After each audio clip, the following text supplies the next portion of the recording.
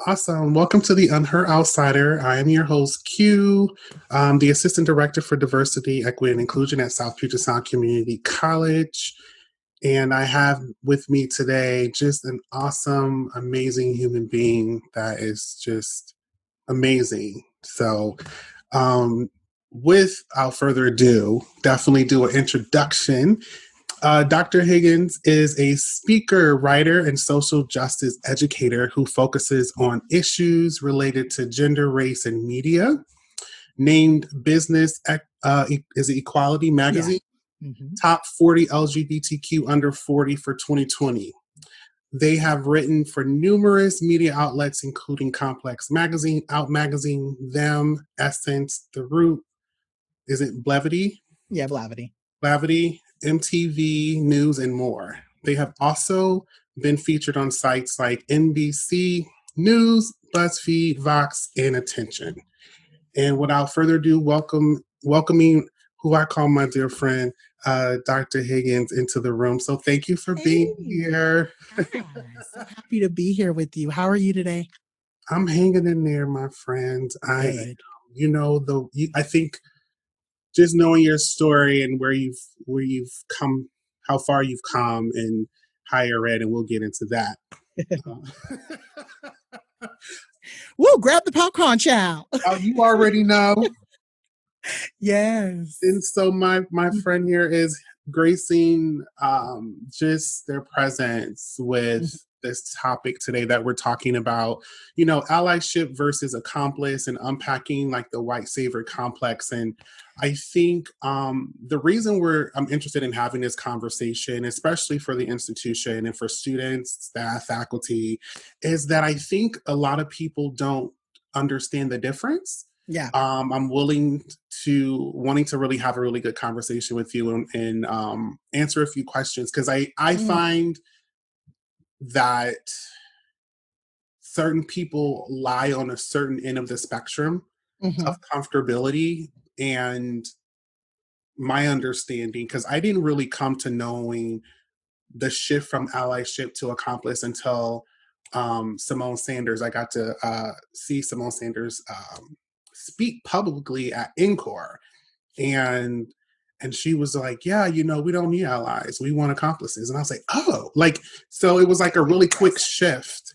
And I was like, okay. But then I hear people talk about, well, why do we have to use that kind of word because of the negative connotation of the meaning, but not really understanding, reimagining and redefining what that word means. Correct. For a particular type of context. And so my first question to you, because I want to break it down for people in the room, so because I know you're gonna hit it with them with all that good knowledge. It's like, how would you define allyship? Yeah. So I think, the one thing that I've written about and I've talked about a lot in my work is this idea of an ally being somebody who kind of sits in a room. I think of it this way. It's like, it's like a baby, right? A child is playing outside and they trip and fall and they hurt themselves and they have a bruise and they come up to you and they're running. They run up to you and they're crying. And, oh my gosh, that ramp or that, the street is, I grew up in LA, and a lot of the curbs in LA, specifically like the walkways, they would have bumps on them, right? So, the kids riding their bike, they fall off, they get the bruise and they come running up to you and they point to the street and they say, oh my God, there was this bump in the street and I tripped and I fell and I hurt myself there. And the person goes, oh, that's so sad. You tripped and fell. What? You got a bruise. That really sucks.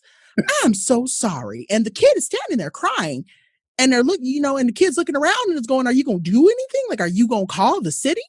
Are you going to ask the landlord to fix the pavement? Like, what are you going to do to make sure that other kids don't get hurt on the street? And I think that to me is what an ally is. They just kind of stand there and they look around and they go, oh, well, I know that it's terrible and, and that it could potentially hurt someone else, but they don't really do anything about it. And so I think for me, that's what I'm really trying to simplify the conversation down to. I think people are really tired of folks kind of just standing there going, oh, you got a bruise. Oh, you got stabbed. oh, you got hurt. It's like, Yeah. yeah, someone else is going to get hurt too. You have the power to do something about it, and yet you're not. And so that's kind of what I've started to define allyship as, knowing there's a problem and kind of just being okay with the fact that it's there, it's present, but not really doing anything to like absolve it. Yeah. Thank you for clarifying that because I think um for me, I don't want to say I was struggling, but I was trying to figure out what the crossover was Mm-hmm.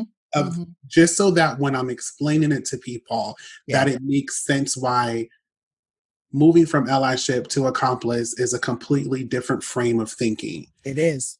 And I'm like, I tell people like allyship is like people who don't want to risk That's the anything, word. That's the right? word. Mm-hmm. And I'm like, oh, you're not really willing to risk anything. You're one of those folks, and I'm just speaking freely because this is a free and honest space and Mm-hmm. cuss and all the things.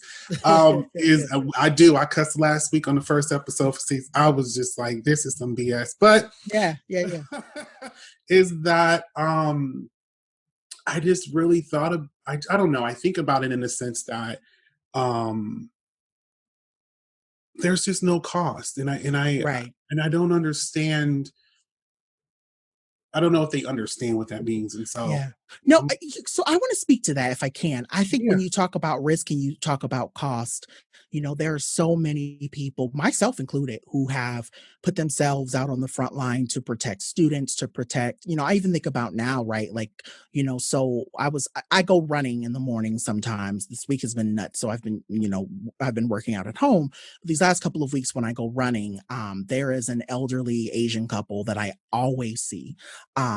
And I can recall a couple of days ago where they were walking and they saw me and I waved across the street from them. I was going in the opposite direction. And there was another guy that was walking behind them, and I could see them turn around and look to see the gentleman who was walking behind them. And instantaneously their demeanor changed, and it told me subconsciously, I said, I know that they may not be needing me to be in their corner, but I wanted to make sure that mentally I felt Mm, they felt safe because they know me. They wave at me every morning. I've been running for almost a year. So I turned around and got, crossed the street and was running behind them. And you could see, when I started to pass them, that they gave me that look of like, thank you. And I mm, think that that's what allyship and accompliship is, right? Like if someone's gonna attack them, they gotta attack me too. And I gotta be comfortable. And it's not to say, I know a lot of people go, oh, well, it's uncomfortable. That's a risk. It's a risk that I'm not willing to take. Well, I have to remind myself that daily there are people who don't get that option to not take that risk, right? Trans women, Black trans women specifically, when they open their mouths, when they walk out into the street, when they are advocating and they are marching, right? And they're putting their bodies on the line, that's a risk that they're taking. And that's a risk that they don't have a choice not to take, right? They have to advocate for that. And I think that that's the thing I'm getting to. I tell people tell me all the time, I don't want to lose my job. I don't want to, and I'm going, there are people who don't have that option. So yeah. you don't get that option. And I know it sounds very, very crass at times to just be like, Mhm. girl, I hear you crying, but I don't have a tissue for you. It is what it is, right? Yeah. Someone's something all the time. And so we all need to get to that place where we have to be okay with the risk. Thank you. I really thank you for really touching on that part because for me, I hear a lot. In last week episode, we talked a little bit also about the first episode was your skin folk, was your kinfolk, but we talked a little bit about the fact of cost and risk, and the Mhm, thing for me mhm, is that it always boils down to this not willing, like it's always the job conversation, mhm, mhm. um or the relationships I built conversation, Right. and not willing to allow those people to just fall to the wayside. Yeah. And I'm just like, you there's a cost. Yeah. Yeah. Like, there's no Mhm, way around that. mhm. And if friendships and finance mean more to you than, liberation, that's what you have to go to bed with that night. But I know for me, you know, I tell people all the time, and this is kind of getting into my, you know, my own personal story. Like I mean, we met, I would say you probably, like many other people, know my story, given the boot after I spoke very vocally about, you know, the oppression that Black and brown people face, and not only just the queer community, but also in higher education. And I'll say this very, you know, upfront, because it's like, who gonna check me, boo? But really, like in education, I was always kind of known as the troublemaker or the disruptor or the problematic person, right? And I was problematic because I would always challenge the ways that we talked about these issues, specifically when we're talking about marginalized people. And I've always said, like, I think it's so interesting how the world comes after those who are quote unquote doing the liberation work. But yet we never have a conversation with Matt or Nicole or Nancy or Janet or whoever in HR or whoever in a different department that says and does something racist in the meeting that makes someone like myself have to, like, look up for the student or for the other colleague that, you know, is being attacked in the moment. And so, you know, saying all of that to say, like, looking back at that 4 years ago when I felt like my world was falling apart after I did get my pink slip, I genuinely will say now, 4 years out of it, it was a blessing in disguise, because now I have people who are looking at themselves and they're saying, I've always wanted to do this kind of work and I just didn't know how to do it. And you're laying the groundwork for it. I didn't know how to attack this problem in my organization. And your article gave me the words, or it gave me the tenacity to be able to walk into my boss's office and tell them, you're racist and you're homophobic, and I don't think I can work here anymore. So I think that for me is what's come out of that. You know, while I can't talk much more about it, I will say that there has been so much more good than that one issue of me feeling like, oh my gosh, I was fired, or oh my gosh, I lost this friendship. Like, I've garnered so much more. Thank you. This goes into another. You just open up so many questions, even though I got questions, but I got questions in my head. I really would love to know your thoughts on, as we move forward, on the ism versus the bias. We're in this era of, you know, we say things are just, there's bias, right? But we don't really call a thing. And I would love to know what your thoughts on that. Like, are we moving away from just calling things a thing? Well, you know, I will say this. I think the reason why folks try to get away from calling a thing is because they know how not naming it benefits them, right? So, like, I think this idea, like, even this idea of like not naming bias, like, I don't want to talk about my inherent bias, right? Well, you don't want to talk about it because you know how it benefits you. You know where the power lies in that, right? The idea of someone saying, don't call me a racist. I'm not a racist. Well, I'm going, well, girl, what you just did was racist. Like, so, like, if I don't call you a racist, child, you're not going to fix your actions. Like, it does. So I think for me, like, what it really comes down to is, like, I think people love this idea. Let me back up a little bit. I think what I find to be so interesting is that people think folks like myself get a kick or joy out of holding people to the fire. And I'll be very transparent. My day is not to wake up every day saying I'm looking for a white person to call racist. Like, that's not what I like. I don't get my kicks out of that. It actually exhausts me, right?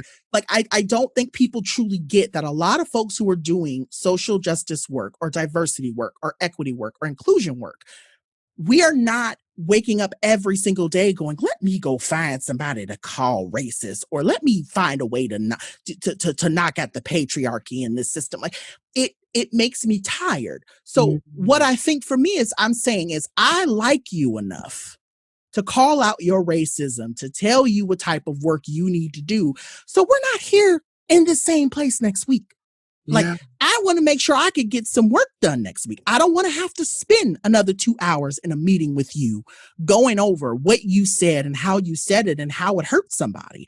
I also don't want to have to take another hour out of my day to meet with that student that you have a relationship with and that you caused harm that I now have to talk out of dropping out. Like, that's the kind of stuff that I don't think people fully get. So in the moment that I'm calling you or I'm naming the fact that you're transphobic, it's not me ultimately trying to go home and go, hey, I called somebody transphobic today. Check. Like, that's not what my job is. My job is to make sure that down the line, I'm not having to do more work.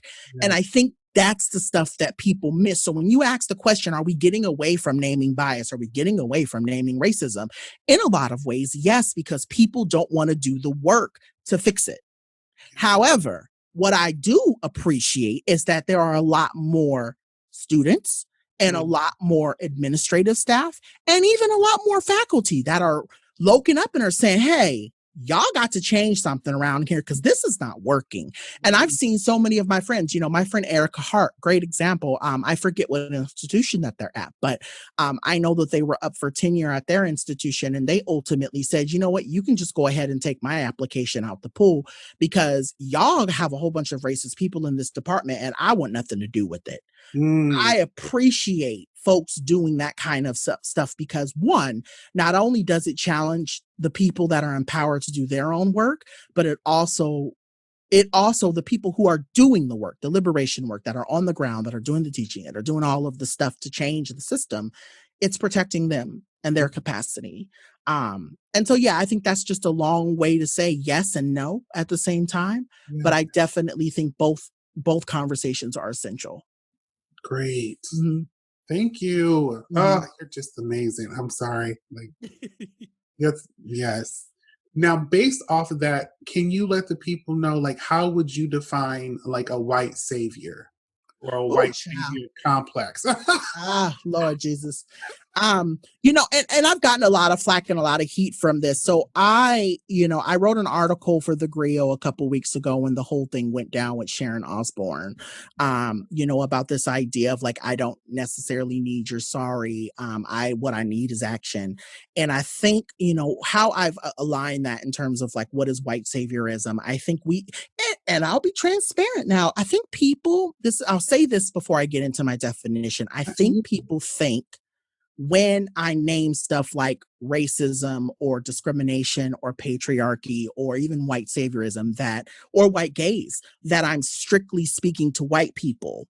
And I want to say this very loudly for those who are sitting in the back, that just because you're not white doesn't mean that you can't be a part of said system or problematic action. Yes.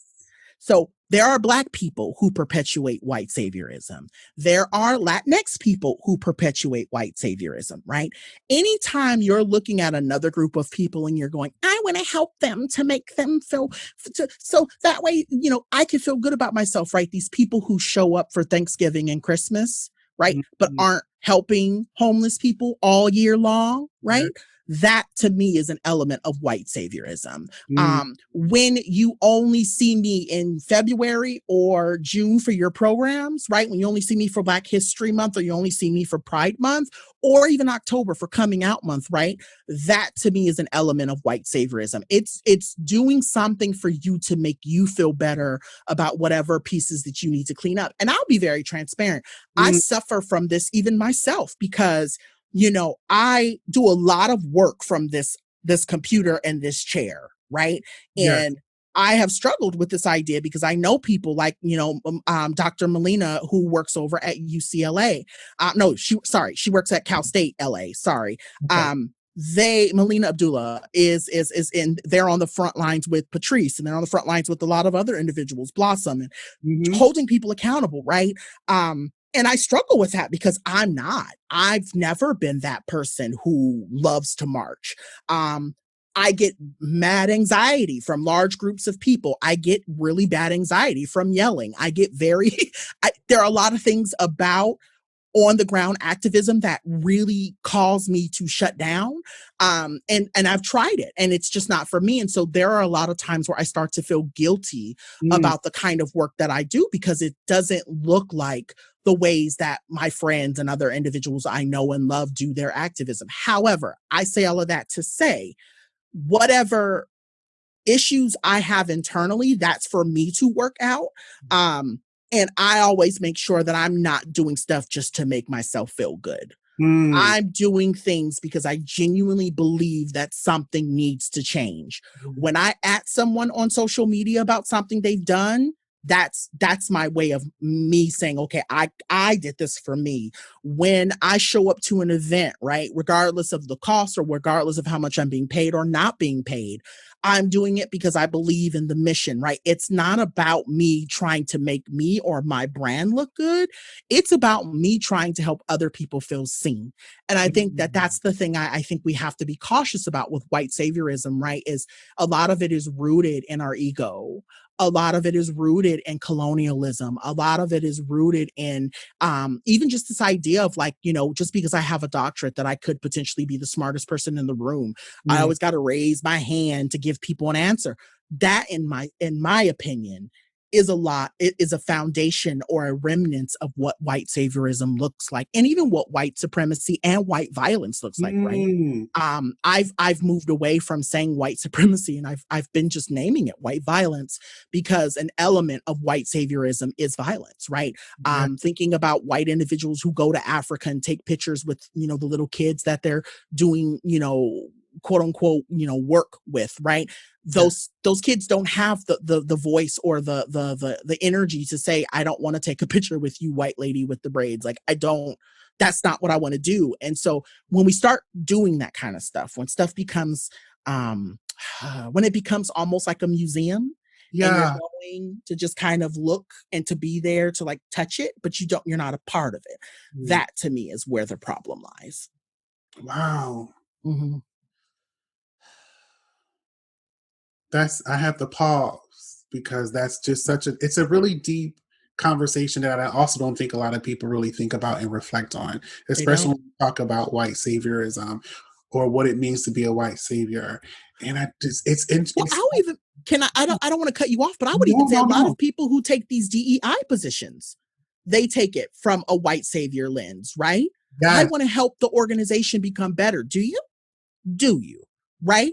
Because if you really did, honestly, and that's what I'll be transparent, that's what made me stop applying for those positions. Because I Yes. had to tell myself, like, am I doing it to better the organization, or am I doing it to make me feel better?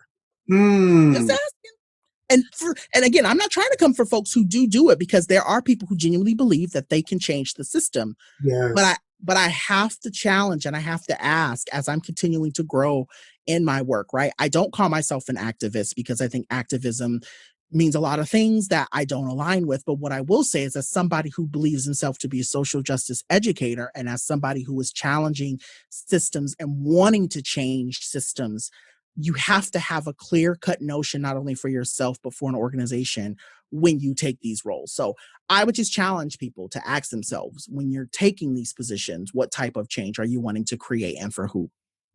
I like that. I'm so happy you're on there because last season I did talk a little bit about um because my supervisor is art. I'm just gonna ask the question. What is your thoughts on this new trend of let's put in and or create um you know executive diversity officers?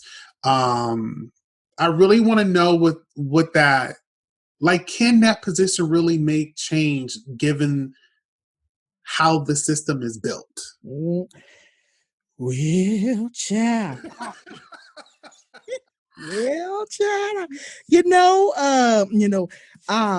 Oh gosh, I feel like, how Beyonce on her album, when the man asked her Okay. that question, she was like, oh, yeah. That's sometimes how I feel when people ask me this question, can diversity officers, can individuals, so I will say this. I have set back June, June 2020 told me a lot. Oh. And I go back to that month in my mind quite often, to say this, that I think a lot of stuff is performative, and a Mm. lot of stuff is done with capitalism at the forefront. Now, I'm Yeah. going to preface this and say that I am just as bad. I want people to understand that I'm not coming on this podcast and prefacing myself as being that holier than thou. I have the social justice constructs and the ideologies, and I know better than everybody else. No, because I am human and I make mistakes just like everyone else. You know, my friend Jarrett, who's over on the Fanti podcast, said something that really stuck out to me a couple of months ago. You know, he said, I am, you know, transphobic and I'm working to not be transphobic. I am discriminatory. I'm working to not be discriminatory. I'm fatphobic, but I'm working to not be fatphobic. That's how I feel about a lot of things. I know that I am elitist at times, but I'm working really hard to not be elitist. All of that, right? All of the things. And so I say that to say, when I get to my point that you're asking, right? Yeah. When we come into these positions, I'm always come back to this. You got to ask yourself what for, and what organizations are you aligning yourself with for what reasons? There have been I'll say this to you, Quentin, that there have been companies and organizations that have come to me and said, hey, Dr. Higgins, we will give you X amount of money to do X, Y, and Z. And I have genuinely told my manager, let them know that we are not interested, because I know why they're asking me to do this. I know why. I know how they've treated other Black queer people. Yes. What they're doing is they're trying to make themselves feel better about whatever issues they need to clean up by hiring me on, whether it be for a job or whether it be for a contract. So I think you have to be honest with yourself. And so, again, I'm not going to shit on nobody else's job, because we all take money. We're all a part of capitalism. We're all part of the problem. Yes, in some way, facet, shape, or form, we are all part of the problem. However, what I will say is this: as I start thinking about what these organizations are doing and what they're doing it for and who they're doing it for, right? And a lot of times it's for the buyers. So the buyer can get back and say, oh my God, this organization donated so much money to the Black Lives Matter organization, so now I feel good about this $5 latte I'm buying, right? When you can really step up and say, but what else are you doing? What else are they doing? Because there have been companies, I'll be transparent, there have been some companies, that even companies I love, that I have said, yeah, I think I'm gonna have to go ahead and take a step back, because I don't know how I feel about this. Because again, since last year, a lot of it has become performative, and I think a lot of people are okay with that. So I agree with you. I tell people a lot that I feel like DEI work has become so it's a buzzword. a buzzword. It's become somewhat romanticized, political, and now it's like the new sexy thing, which is nothing sexy about trying to do work that's important. You know what I mean? So I just find it to be interesting. I really love that. I love your perspective on that. That was absolutely amazing. Thank you. Wow.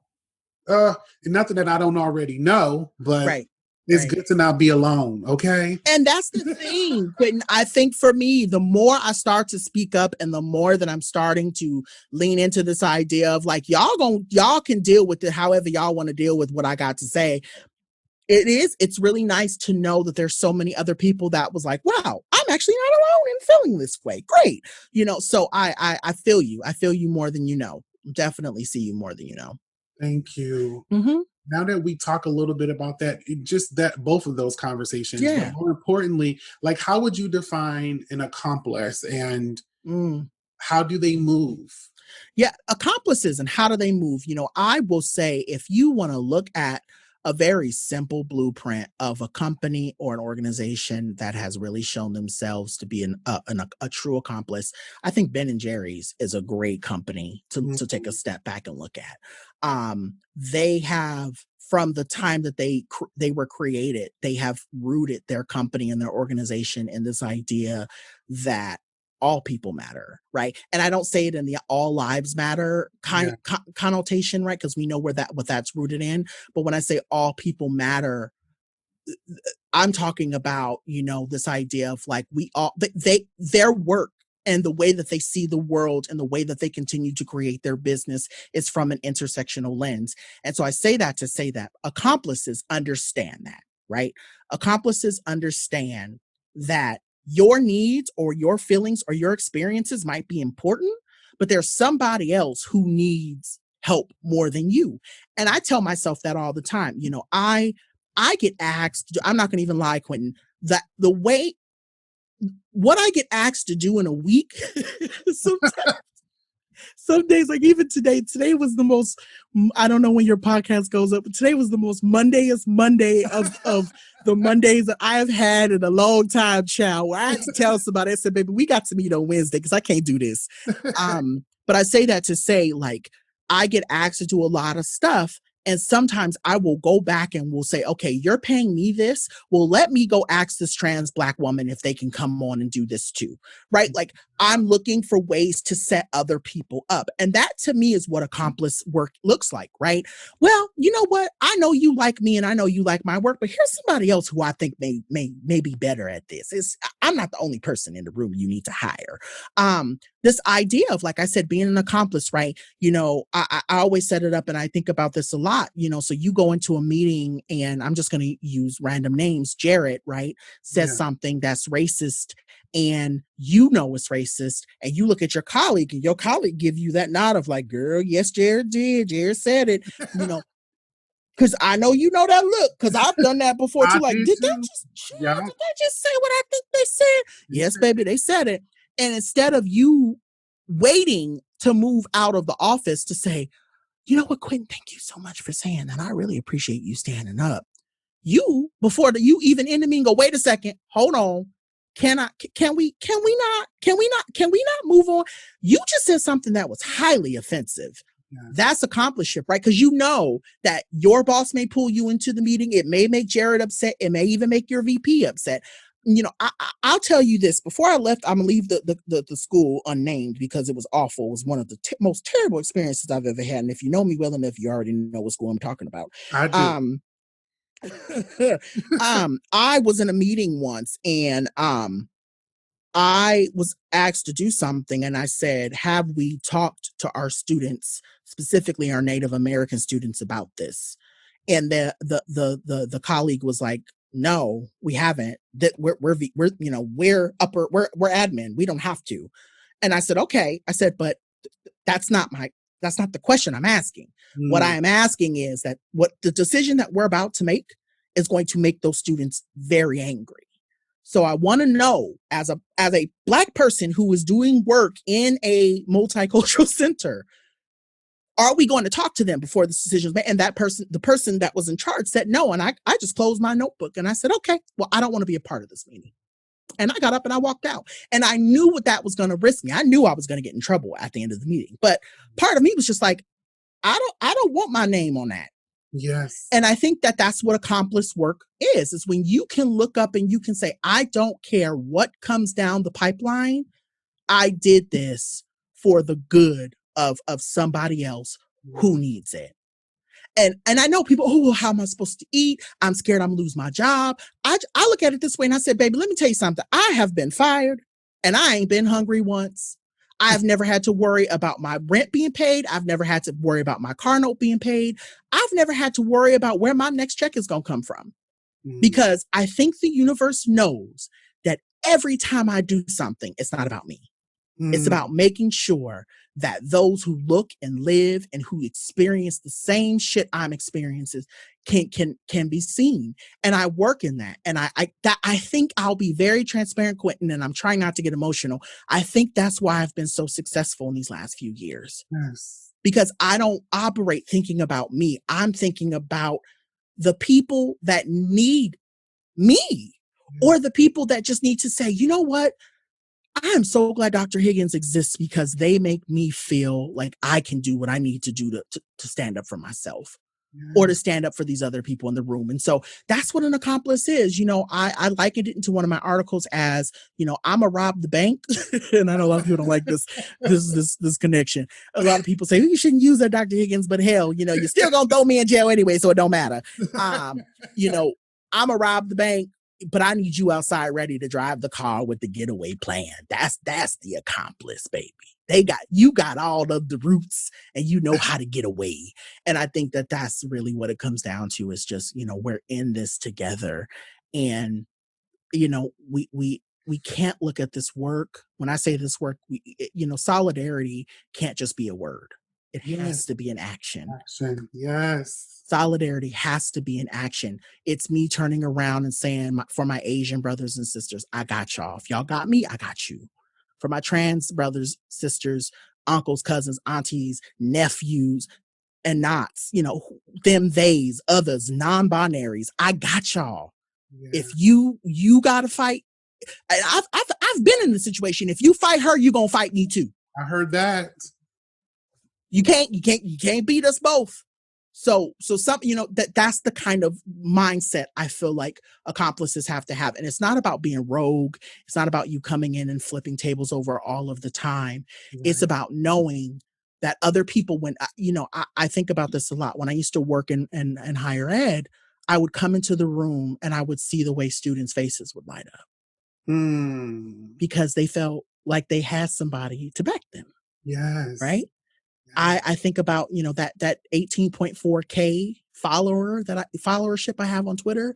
That's not just 18,000 people who know who Dr. John Paul. That's 18,000 people who feel seen. And some of them are bots, but you know what I mean, right? It's other people knowing that Dr. John Paul is in a room, whether it be in media, whether it be in the classroom, whether it be in a open forum, whatever. I got y'all.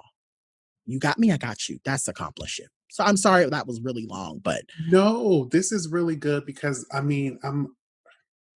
want to bring something up that that I really want to know your thoughts on, yes. So, Madam VP, Kamala, yes, her hair be laid though. Okay, I mean, smooth. All right. Ooh, child, that hair be laid, baby. That hair be laid. But go on.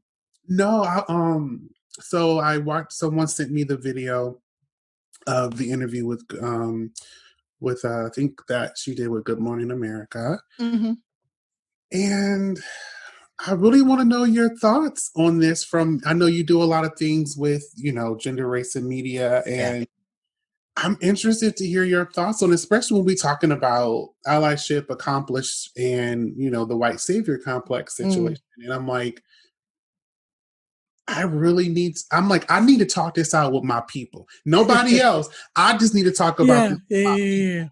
Yeah. So I'll be transparent. I have not had the time to sit down and watch it, but from what I understand, that's the clip I've seen clips of it. And that's when she's talking about, us needing to be in solidarity with police and things of that nature. Is that what you're talking about? It was something to that effect, but mostly, it was when she was basically reaffirming one of the senators, black senators, by the way, who's a that America's not a racist country. And my heart was, what you're talking about. You're talking about that Republican man, huh? When is it Tim Scott? I think it's Tim Scott. Yeah, I was involved with something else at the time that happened, so I couldn't watch it, but I saw it happening in real time on Twitter because my Twitter feed is always open when I have my computer on. And then I also saw the backlash that people gave her. I think there's something to say, I think, in all of this, and I think this is what you're asking about, right? Is this idea about respectability politics and this idea like, America's not racist, but, people do racist things. Okay. I understand what you're saying, sis, but no, like, it doesn't work that way. Like, colonialism inherently at the root of what colonialism is, at what's this country is founded on, is racism. When you think that you are better or bigger, or that your race is more superior than someone else's, and you go somewhere and you say, I'm the superior race, I'm going to not only take your land, but I'm also going to kill all of you at the same time, right? Like, I'm going to give you a disease, and I'm also going to slaughter you, and I'm going to take your land regardless if you want to give it to me or not, right? Kind of the same way that, folks, and I say historically, folks went into Africa and said, even if you do decide to sell black people to me, I'm still going to take them, right? That to me is there's so much that's there for us to discuss. But when you have a black person sit down and say, I don't think America is racist, but yet you have so many people vote for a man who is saying and doing racist things 4 years ago. Like there's too much proof to tell me otherwise. And Yes. so, so I Yes. say all that to say, because if I stay here, we're gonna be here for another hour. Yeah. I think for us, we have to get away from this idea. And I say this, whoever this message hits, yes. And if it doesn't resonate with you, baby, well, good, have a good day. Thank you so much for coming. I appreciate you patroning this podcast. But I say respectability politics are not going to save us. And I No. think that that's the thing that I think a lot of Black people specifically miss. And I say that, now I want to make sure when I say this, because, I hear this a lot, I'm not my ancestors. I'll whoop your ass. Okay. Well, I want to be my ancestors because my ancestors fought for me to be here. So thank you, Bayard Rustin. Thank you, thank you, I'm blanking, but thank you, James Baldwin. Thank you, Audre Lorde. Thank you, Marsha P. Like I want to be my ancestors. However, what I will say is this: MLK tried peace even before, because MLK was about it too. I just want to make it very clear that I do know that MLK was about it, but MLK tried peace and they still killed him. Yes. Malcolm X said, "Screw peace. I'm gonna go get mine the way I want to get it," and they still killed him. Right. You had folks, the leader, the movie just came out with the leader of the Black Panthers, and I saw that too. Right. Oh, yes. He tried being peaceful. He tried telling the Black Panthers, we don't have to do it this way, and they still killed him. And they killed 12 other people too. So what I say all of that to say is that peace and trying to make nice with the oppressor is not going to save any of us, because they still see us as a threat. They are still planning to kill you. And I think that's why I'm so vocal, and I'd say in a way I'm so kind of fearless. And I'm not going to say that I'm not scared, because who knows if the government is listening to me right now? Who knows who's plotting to take me out? Who knows who is waiting for me to slip up and to come for me to silence me, right? I don't know that. But what I say is, I want folks to understand that Audre Lorde said it best. You can still be fearful and stay quiet, and they will still kill you. Yes. So I think that that's what I'm getting at when I think about that comment she's making. I say all of that to say that we can't sit here as people and justify oppression in order to stay alive. It's not possible. It's just not possible. And I wanted to make that very clear, that I do believe that, there are a lot of things that have happened in our history, and some folks see it and go, oh, it's not that big of a deal. I can't pacify anything that has happened in the last, this country's been here for 246 years. I can't pacify it. I can't. So that's my take on it. I appreciate it, because I'm gonna tell you, my socks about flew off my toes. Okay, I was like, oh, did she really say it? No, don't do that. Oh, no. No, ma'am. No, ma'am. Oh, yeah, I've been there. I have had moments where not you, in the words of New York, not you, so I get it. I get it. Yes. So there's other part too, when we talk about this, I know that sometimes people in particular are still trying to navigate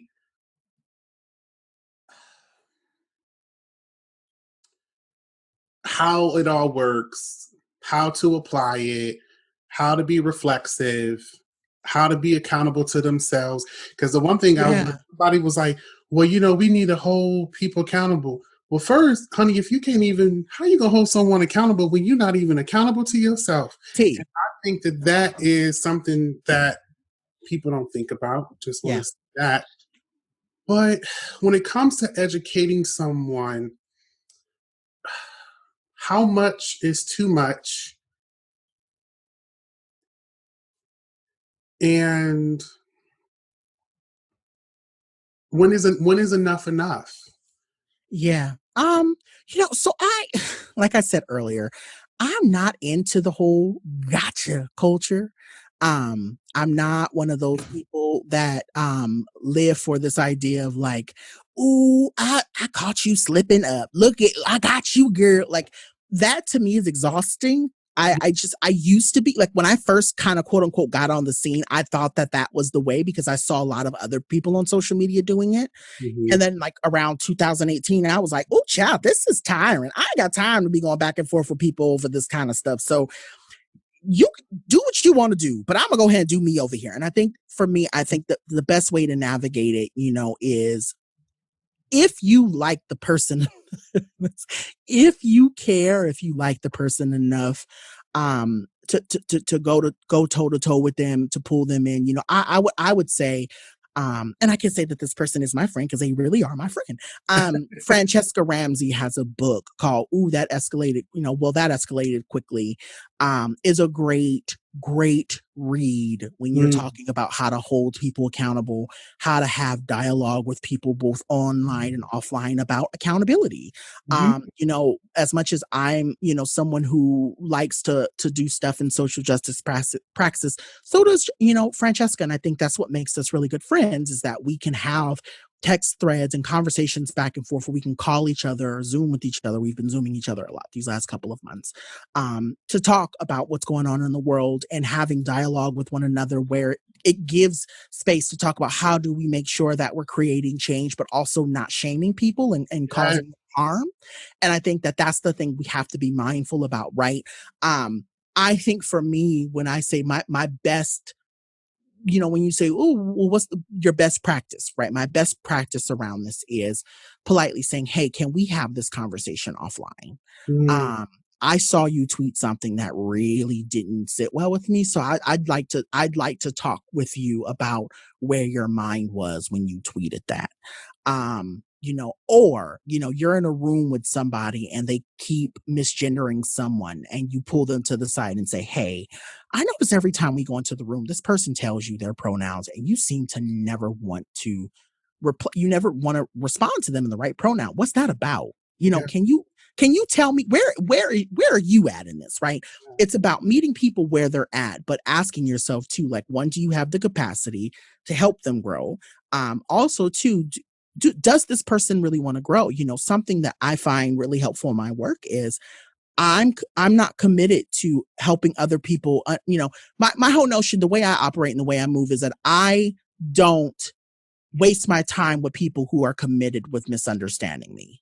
And Mm, so I'm not going to argue with someone I know who is only there to argue, right? If mm, someone says, this shirt is blue, and I say, nah, girl, it's pink, and even on the tag it says pink, you're committed to seeing a shirt is blue. So why do I need to argue with you about it? You already made up your mind about what color you see. You might be colorblind. Hey, it is what it is. But I'm just saying, for me and my piece, and that's for me and my household, I'm not going to argue with people that mm, don't want to understand that in my house, pink is pink, right? And I'm saying, and while there's a world of other people out there that are also saying that the shirt is pink too, right? yeah. So I think that I think that a lot about people who are online saying hurtful things about Black people or queer people or women or non-binary people or Asian people or whatever the case may be. Like, I just believe accountability has to be something that both people want, Yeah. Yeah. and I don't think you can force it on people. Thank you. Mm. This last question for me is I'm trying to formulate it. I know I have it written down in my own jibber jabber child, but I think um I really would love some to get your thoughts or advice really on um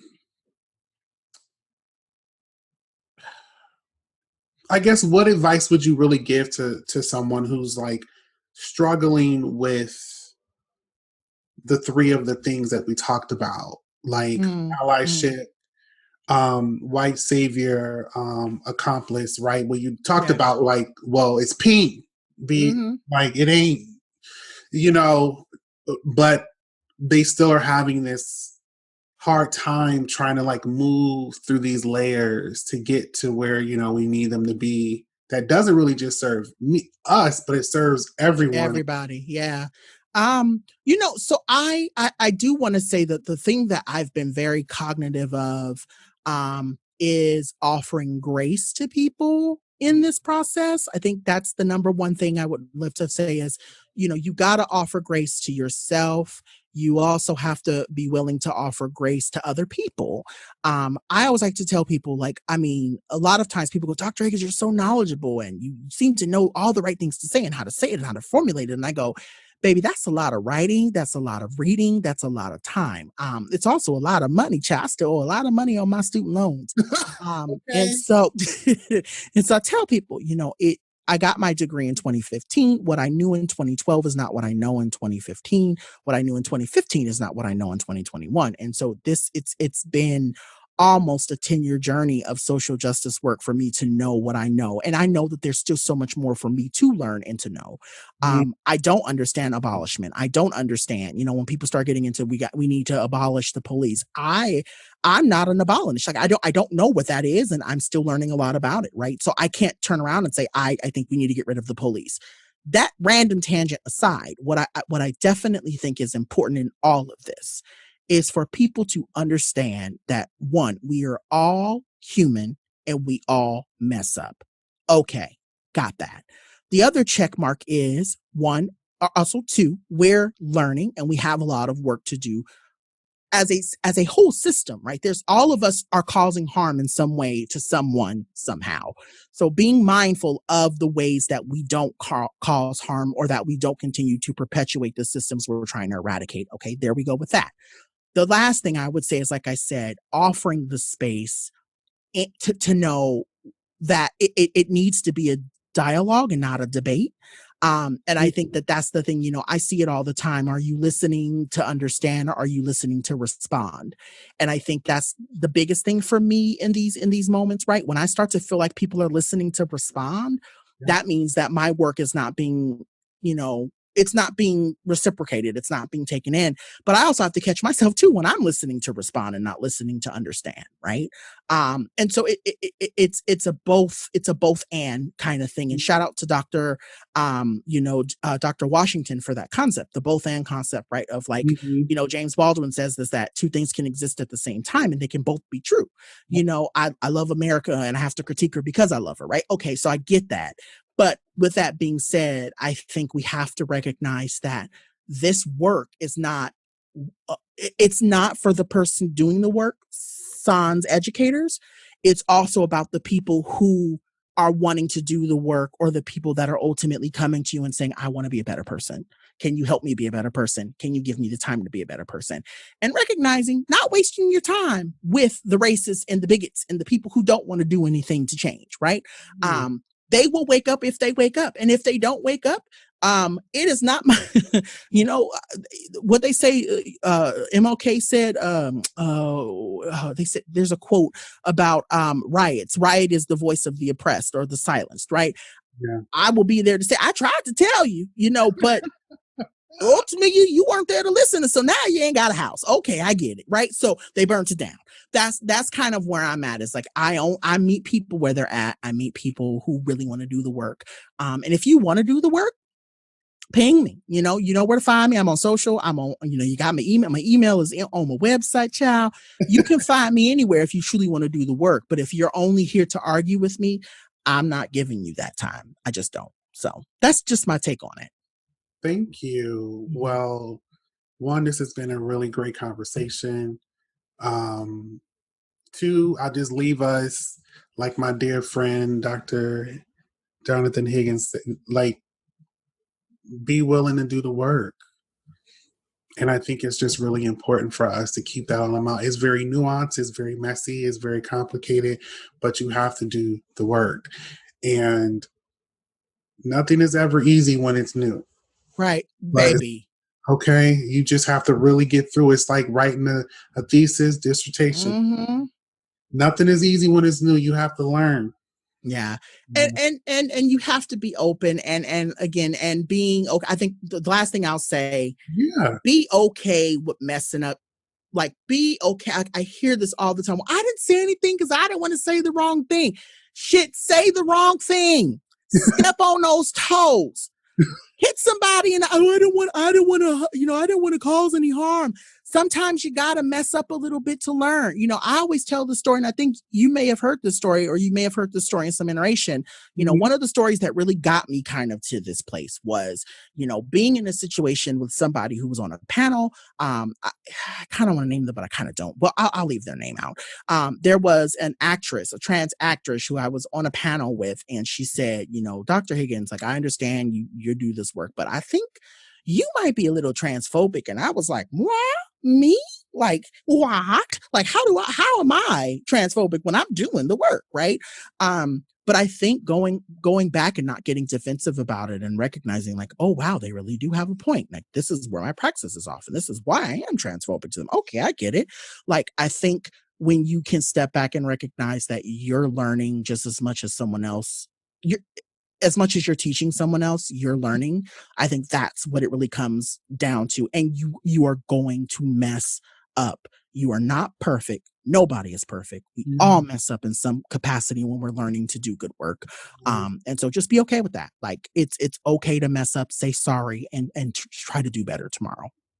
Thank you. Mm-hmm.